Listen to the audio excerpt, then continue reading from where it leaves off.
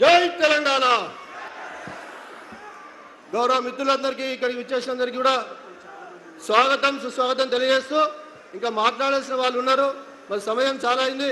ముఖ్యంగా ఒకే ఒక్క విషయాన్ని ఒక నిమిషంలో చెప్తాను. ఈరోజు మీ పక్షాన బీఆర్ఎస్ పార్టీ ఏ రకంగా పోరాటం, ఎంతమంది వస్తా ఉన్నారో చూస్తా ఉన్నారు, ఏ రకంగా పోరాటం చేస్తుందో చూస్తా ఉన్నారు. దానికి నిదర్శనం ఒక ఉదాహరణ, ఒక విషయం మీ దృష్టికి తీసుకొస్తా. ఈరోజు వేదిక పైన కేటీఆర్ గారి పక్కన ఉన్నదంతా కూడా మీ పక్షాన పోరాడుతున్న నిరుద్యోగ యువత పక్షాన పోరాడుతున్న మీరందరే ఉన్నారు తప్ప మా మాజీ మంత్రులు, ఎమ్మెల్యేలు, ఎమ్మెల్సీలు, సీనియర్ నాయకులు అందరూ కూడా వేదిక వెనకాలే ఉన్నారు. దానికి బీఆర్ఎస్ పార్టీకి ఉన్నటువంటి చిత్తశుద్ధిని ఇది నిదర్శనం అని చెప్పేసి కూడా మీకు తెలియజేస్తా ఉన్నా.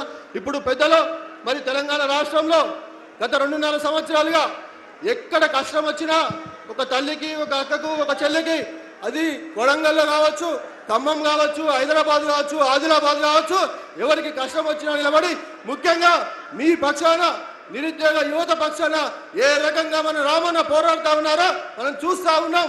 అదే రకంగా వారు ఇప్పుడు అన్నగారు ముఖ్యంగా పెద్దలు వారు మిమ్మల్ని ఉద్దేశించి మాట్లాడతారని చెప్పేసి వారికి స్వాగతం తెలియజేస్తూ మీ అందరికీ కూడా మరొకసారి పేరు